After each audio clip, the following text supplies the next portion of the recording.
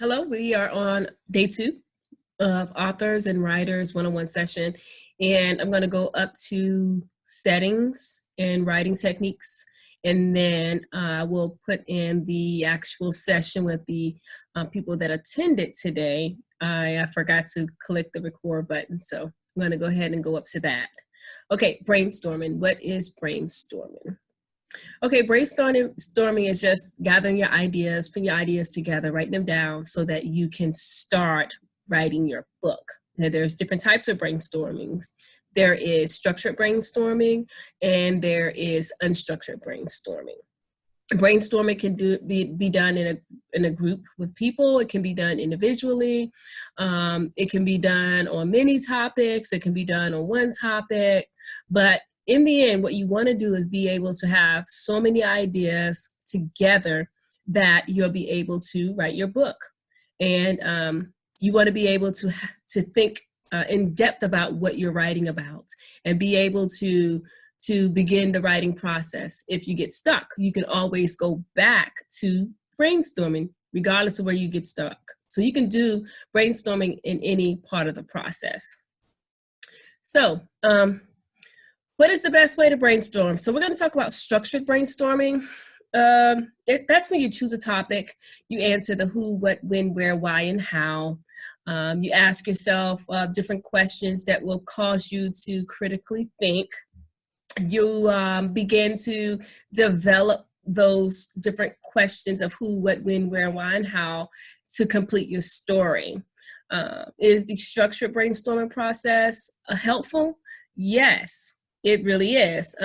My book that my son produced, Limitless Max, this book took him about 6 months to write. And it took a lot of work because originally he felt as if writing was something that magically happened. He didn't realize that it does take work. And so I was able to ask him questions: who, what, when did this happen? What did you like? What didn't you like? What made you happy? What made you sad? What made you cry? Give me some events that happened. And we were able to form a book with the thoughts that came out of his mind, but I had to pull it out of him. He was 10 at the time, but I was pulling that information out because I knew that there was a book in there somewhere. So brainstorming. Okay, there are different techniques you can try. You can try the first one, which is title, author, action, setting, characters, outcome, and problems. Or you could try the second one: what happened, when did it happen, where did it happen, who did it happen to, why did it happen. The third one gives you more of a detail as far as your audience, like targeting your audience, determining your genre, determining your dilemma, the setting, the aim, the different character roles, things of that nature. I actually like the last one, to be honest. That's a good one because it does give you more options and more things to try to answer the questions regarding your book. All right, so I did this earlier today with the people that joined, and the people that joined today came up with this story. It's called Surprise. I asked the people in a session to just give me some actions, give me some problems, outcomes, characters, and they came up with, there was a family. Lisa, who's the mother, Shayla, who's the daughter. They're traveling together in a car. The car is on Interstate 95. There are plenty of trees, and then there is a 6-car pileup, and they find themselves stuck in traffic. They're going to a family's house, but they're late. The surprise is Lisa knows that there is a special event going on. They are going to go to Shayla's birthday party, and it was a surprise. But they end up being stuck in traffic, and they were stuck in traffic for about 3 hours. They end up being late to the party. All the food was gone. The cake was gone. Everyone was gone. Only a few people were left, and Shayla missed her own surprise birthday party.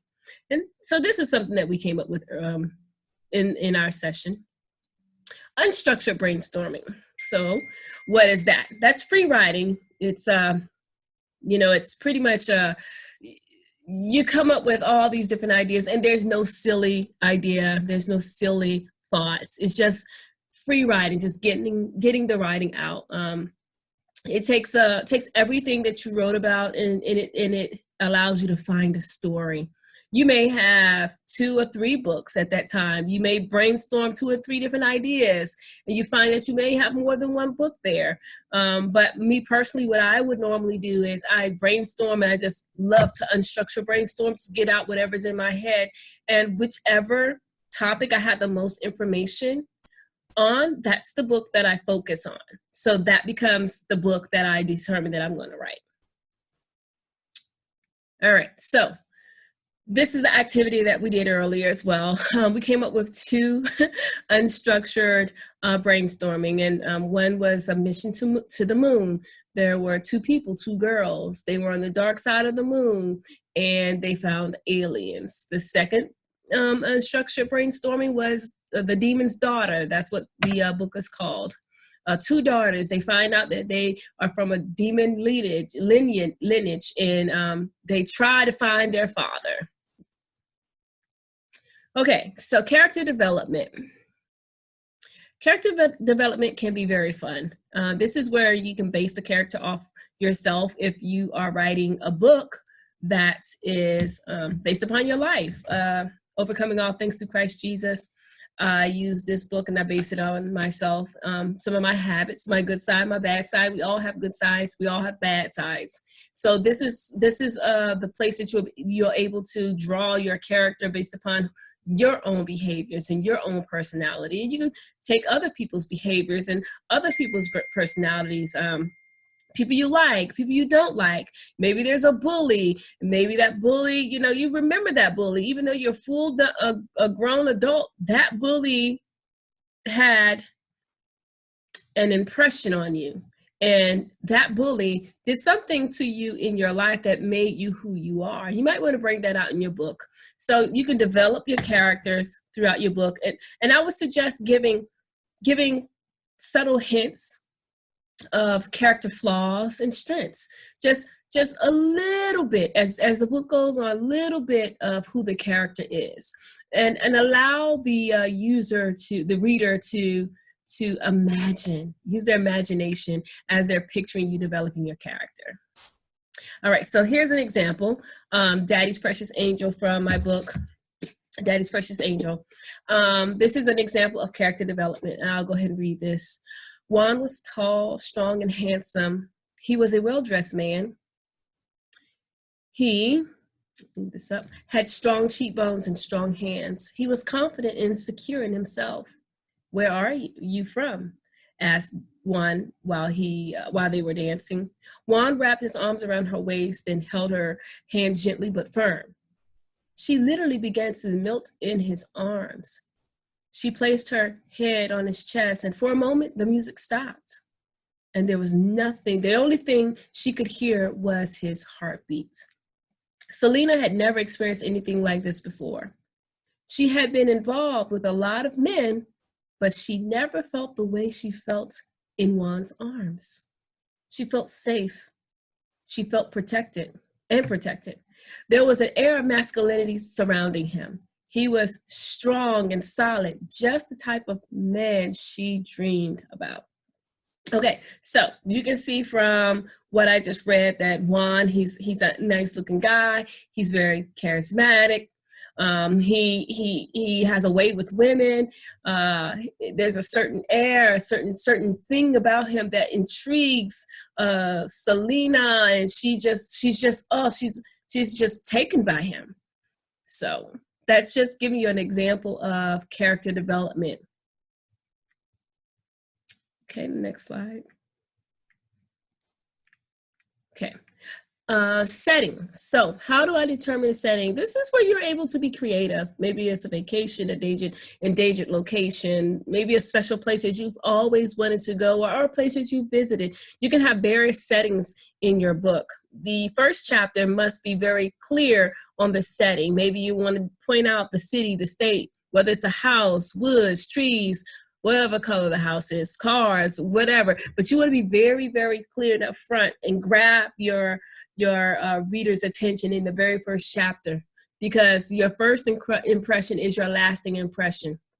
So you want to make sure that your first chapter just pulls your reader in.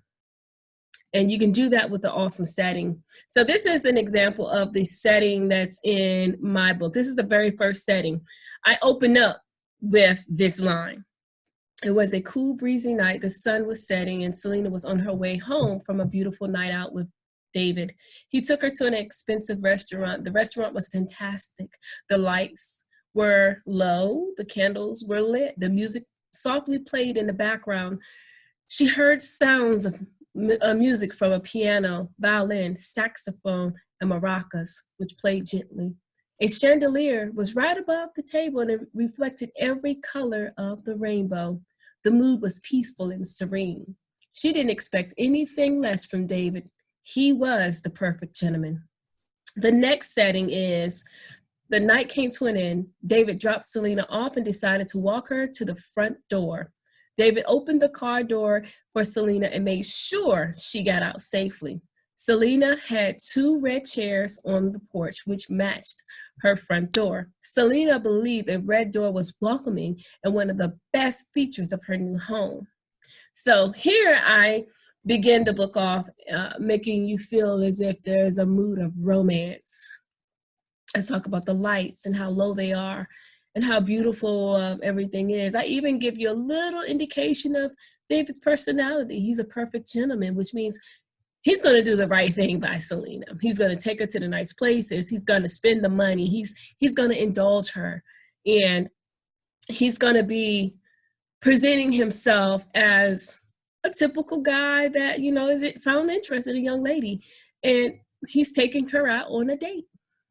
So notice I read you the character description of Juan, and I also read you the setting which involves Selena and David. Take note, because the back of my cover, you'll see that there's Selena, there's Juan, and there's David. So in the very first chapter, I begin to introduce these 3 main characters. Okay, so there are different types of writing techniques that you can use. I suggest using lots of imagery. This will cause your user to use their imagination and let their imagination flow. You can use flashbacks. You can give a backstory. You can do foreshadowing. You can do all these different techniques. But I will say that it will take a good writer to write in the present state and then give you the backstory of something that happened 10 years ago, only to speed you up from 20 years from now. So there's a lot of writing and that would definitely fill the pages of your book, because you're constantly going back and giving more information, giving more of a flashback, and then allowing the reader to catch up to where you are and even give you some futuristic events. So that definitely takes a lot of skill to do that, because you don't want to lose your reader. You don't want the reader to say, where am I? Where am I in this book now? Because then the reader will lose interest. You can use different writing styles, narratives, which is to tell a story, details, a concept or event. The first person view is I am. Means I am in this story. I am telling the story. I am the person that's in the story. I or we is prime example of first person. And I think this book here is more of a first person book. And I can read.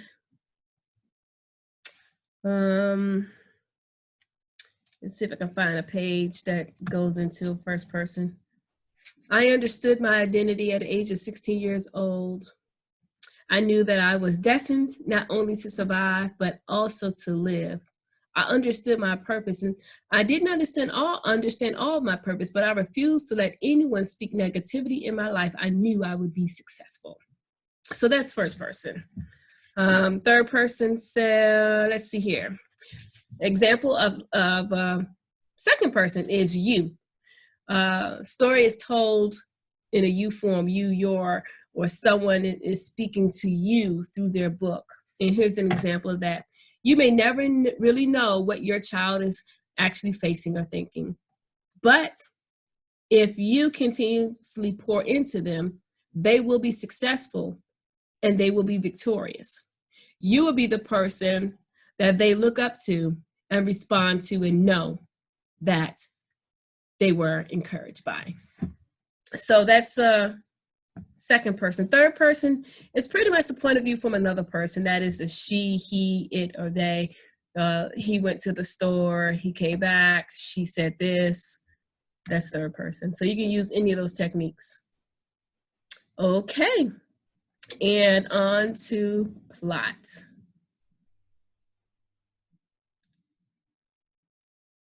All right, so plot. Let's talk about plot. How do I develop the plot? Okay, so this is basically the cause and effect. This is building up on the events. And your book will most likely be based on this set of events or events. Maybe there's two people in a book. One person betrayed the other person, and they were long time friends. Let's say Lisa and Penny. Lisa lied on Penny. Lisa told Penny's secret. Lisa constantly hurt Penny. Well, you know, Penny is tired of that, and Penny is a hurt friend, and she wants revenge. So as an adult, she decides, I'm going to get Lisa back. And so there's the cause and effect. Because Lisa did these things to Penny, Penny has now said, I am hurt, and I'm going to get her back. Okay, so transitioning is important. We want to talk about that because this allows you to change your point of view of the story. This allows you to focus on developing, maybe you want to develop Lisa more. Maybe you want to talk about Lisa's background. Maybe Lisa had a lot of money. Maybe she was middle class. Maybe her dad was a doctor. Her mom was a lawyer, and she just was spoiled brat.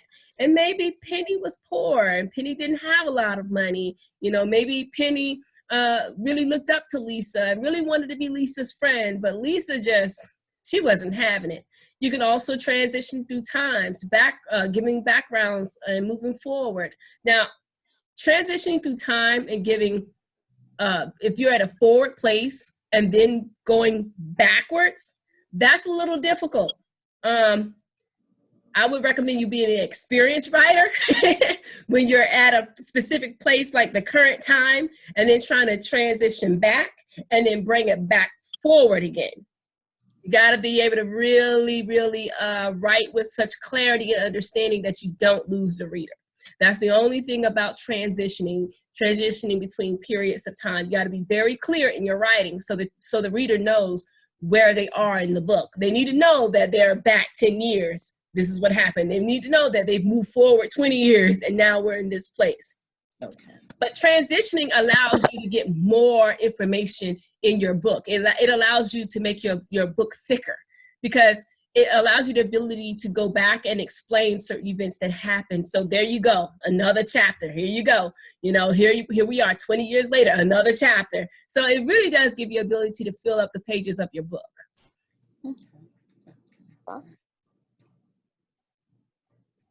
Okay.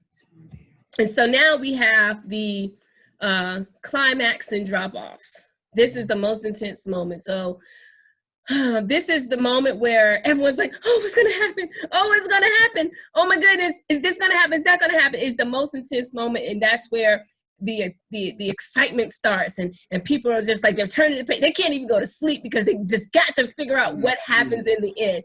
So this is the attention grabber. And so maybe what has happened is we have Lisa. What was the other young lady name? I forgot the lady's name. Penny.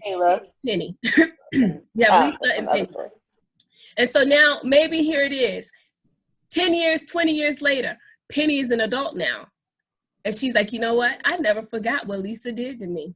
Now it's my time to get her back. And so she pretends to be friends with Lisa. She contacts her and tries to make amends and befriends her. And in the middle of all this, she's plotting. She's trying to steal her boyfriend. She's trying to ruin her marriage. She's causing her to lose her job. Maybe she hired someone to pretend to be her boyfriend, and the person is just playing him, and in the back, you know, you see Penny, she's laughing, she's giggling, she's having a good time because she's getting her back. She's hurting her the same way Lisa hurt her. And then in the end, maybe Penny's found out. Maybe the fake friendship is over because Lisa gets wind of things. Mm-hmm. Or maybe Lisa realizes that, man, I did that to you years ago, And I was a bad child then, but I'm a grown woman now, and I'm sorry. Maybe she apologizes for what she did. And maybe this breaks Penny down. Maybe Penny's able to really say, hey, you hurt me.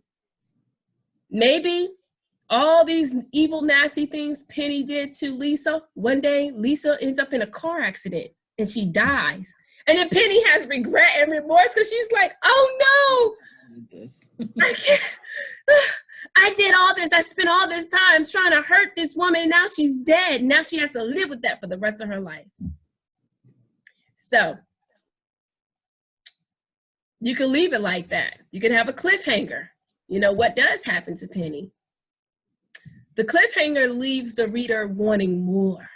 Mm-hmm. You'll get feedback like, man, can you please write the next book? You just can't leave this book and just leave me hanging like this. What happens next? What happens next? And that may inspire you to say, well, if enough people want to know, I better write that second book so they can know what happened next. You can have a twisted end. Maybe the villain wins. Maybe the hero loses. Maybe you can have a book that's more of a moral type of book. Maybe there's a meaning behind it. Just like I mentioned how Lisa, she realized how awful of a person she was and how she hurt Penny and decided that, you know what, I'm sorry. So there's a moral there. Maybe you tie up all the loose ends. So there is no part two. There is no, the end is the end. There is no resurrection. There is no coming back. Maybe you just want to end your book. But I suggest always leaving something behind. Always leave something behind. That's good. I like that. Any questions? Comments? Let me stop sharing my screen now. All right. Question, when you're writing per word or your document, how many pages makes a novel? Like, say I'm on page 450 of a book that I've been tapping back and forth with since December. And I'm like, so once it's converted, how do you know that if it's a book or not? Like, I mean, to you, you may have X amount of chapters, but to a publisher, which I've never gone through that route yet, how many pages? Okay, so if you want to know exactly how many pages that your book can turn out to be, now I guess you're using like a Microsoft Word or something like that. Okay, so the thing about Microsoft Word is not formatted into any book format. You can, and this is what I did. I used CreateSpace, and I signed up with an account with CreateSpace, and I chose a book size. I did a 5x8 book, which is this one, and this one's a 5x8 book too. They will give you the template for the 5x8 book, and all you have to do is put your book in their template, and you'll know how many pages you got. And I think if you have like 400 and some odd pages, you probably have about maybe an 800, close to 1,000 page book. Yeah, because you got to think about it. You're going from 8.5 by 11 to a 5 by 8. Okay. So let's also take in consideration spacing and gaps, like in your book, spacing and stuff. So all that you have to take in consideration. About, I want to say about 40,000 words can get you a novel. 40,000. Yeah. Yeah. Ooh. And it sounds like you have way more than that. Yeah. Yes. Yeah. You probably have a really thick book. Or 2 books, right? Yes. Yeah. That's pretty Thank you, Sean. Yeah. Yeah, that sounds like a couple books. If you do a 5x8, or if you want to do a thick, big book, kind of like this one, it's green. So yeah, this is like an 8.5 by 11 or something like that. Okay. But the larger the template you choose, the more expensive it will be to publish the book.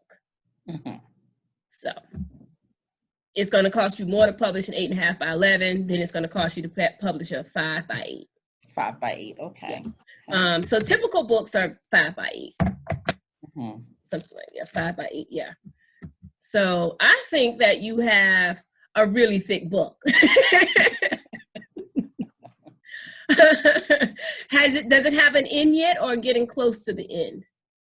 It does have an end. The only problem is I keep going back to other characters who I feel as though I did not give them probably, you know, more than enough information, or it's probably short, whereas though it's not 3 pages or 4 pages, it's probably about 3 or 4 pages, but I'm still, you know, adding on to that character, things that happen or why they're the way they are and what's going to happen, so everything can come, you know, like by at the end, you find out why this person did this or why these people do not get along. And like you stated before, something happened when they were younger and that person never got over it. And they're very vengeful. Yeah. That will take, like I said before, work. As I said, it takes work to go back, give the backstory, and then catch the person up. Is going to cause your book to be really big. It really is. And that's what I had just said. It's going to cause you to have a whole lot more of chapters. So do you want to streamline some of that? Think about that. Do you want to maybe cut it into 2 books, maybe? See, I didn't know if it was worth it. You know, because like when you read from other, like when I'm on Facebook and I'm reading other authors, what they're saying, it's X amount of pages. And, you know, I can never get that insight. Like you just said, if you go to create space and put it in that format, it'll let you know. But they're never saying that. I'm like you said, I'm on an 8 by 10 typing on Word. And compared to a 5 by 7, that's more than a page. It's a page and a half. So, and it's, you know, back to back. I don't think I've bought a book since Octavia Butler, The Kindred, and Sister Soldier's Midnight 1 and 2. Those are the last 3 books that I have purchased in the last almost 10 years, no, probably about 9 years. Okay. Wow. So that's why I was just kind of, you know, when you were showing the size of the book, that's why I was like, that's very distinct, because you want a big book. And I didn't know about, you know, I'm thinking, you know, part 1 and part 2, like, yes, we love cliffhangers and you have to wait for the second part. You know, that is, I'm a lover of that all the time. I hate just a 1-book novel. That kind of gets me, but it all depends on the writing of the author. Even if it's just 1 book, I can, you know, feel that. I would really have to feel their words. And like you were expressing how the person in the book, how you detail certain things about how David is and how she feels about David and what she notices about David. Those are things I look for in books that I can just say, hey, it was only 1 book. It's not a part 2, but it's a great book. Yeah.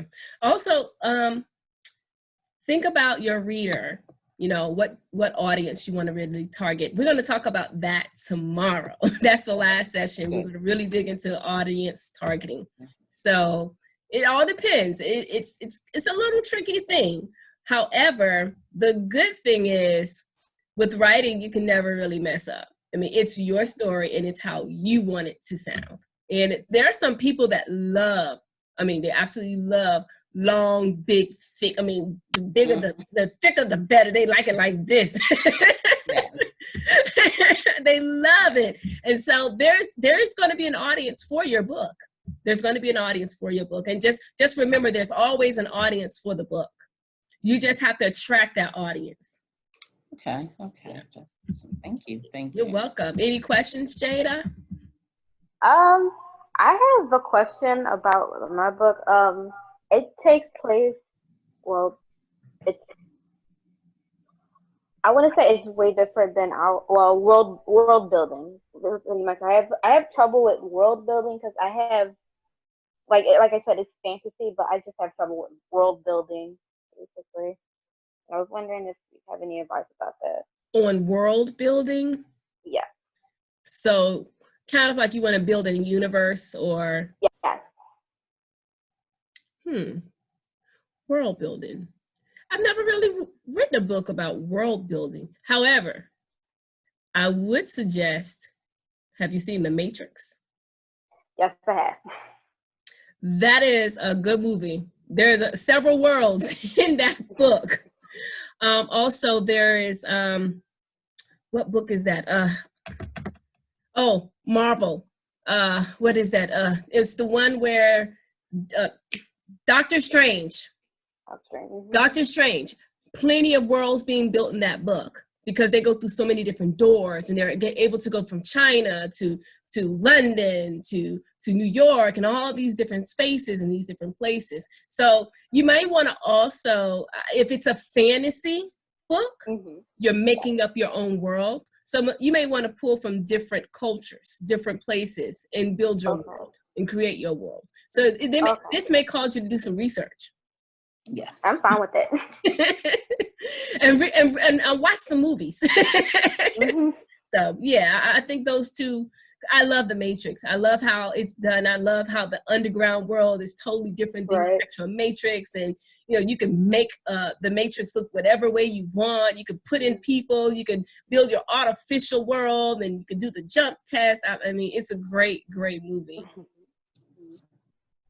I guess one thing to add, to the conversation is, when you're doing fantasy or you're making a world, in order to make it believable, if it's not too far from the truth, so meaning you've already done your research on what our world kind of looks like and just did a little bit of a spin to it, it's not outside of the realm of possibility, then I think the world kind of comes together, kind of clicks, because people can kind of relate to it if it's something that already is there. Yeah.